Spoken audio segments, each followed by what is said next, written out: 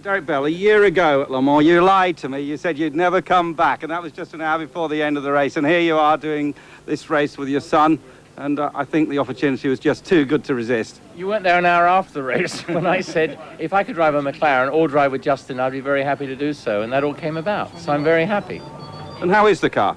Well, having driven it yesterday, I'm much happier. I drove it in the test and I wasn't desperately happy for various reasons, but I got out there last night and I felt very, very happy with it. The car is absolutely amazing. I got nowhere near the limit at all. Really great. What's the secret of this high speed at over 50 then?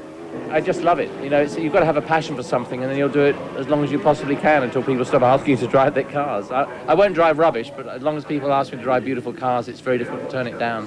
What about the young Sprog alongside you? He's doing a fine job too. Yeah, well, he's had a great year, and it's the greatest season he's had so far with his program in Japan, and of course the races here with Harrods car.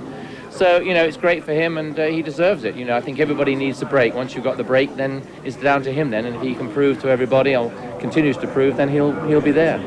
How emotional is it for you to do this race together? It's not as emotional as it was the first time, I must admit. When Tiff and I and Justin drove the Porsche 962, it was very emotional because I said, well, if I never do another thing in racing, at least I've raced with my son at Le Mans. And a lot of racing drivers that I see now, they say, oh, I'd love to race with my son at Le Mans. I say, how old is he? Well, he's 12. I said, gosh, you're going to be 75 by the time you race. But no, that first time was very special, obviously, and it was in a 962, and it was desperately fast and a bit nervous. This car is a lovely car to drive, and Justin knows the car pretty well now, so I feel much happier having him in the car than I was then, I must admit. Justin, you able to go quicker than your dad? Well, I mean, we haven't Don't actually... make excuses. Well, actually, no. Well, we haven't actually been out at the same time to do the sort of job yet. We can't, can we? No, that's the trouble. No, we've had I've obviously had quite a lot of time in the car now. We've had 3 really good races, Andy and I. Really, we've got to be quicker than the other cars. And you know what it's like, we're intending to do very long stints here. So I think the first time he gets in the car will be at night. So, and pretty dark. So, who knows? But it's going to be, we've got a lot up our sleeves, I think, in terms of race strategy. So we'll have a good race.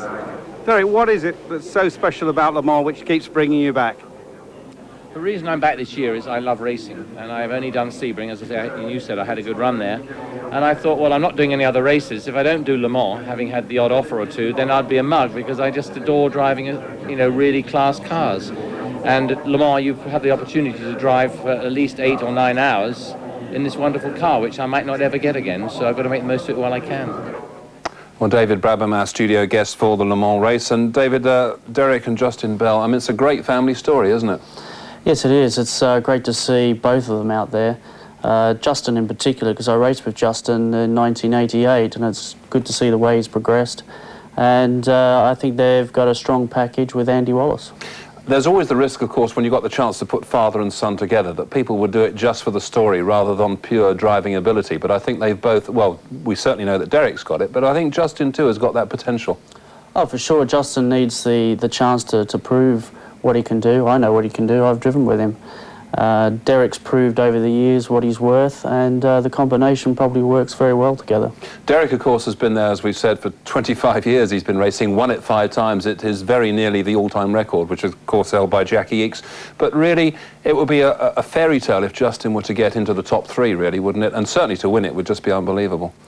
Oh, for sure. I think any McLaren probably getting in the top 3 would be a remarkable achievement, seeing that this is really its first 24-hour race, so it's going to be a great test.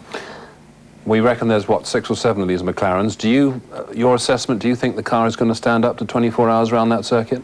I think it could probably finish the race, but I think it probably might just have a few problems along the way. I don't know really of many teams out there who are going to have a trouble-free run, but the ones that are going to have less and be able to keep a good pace will obviously win it.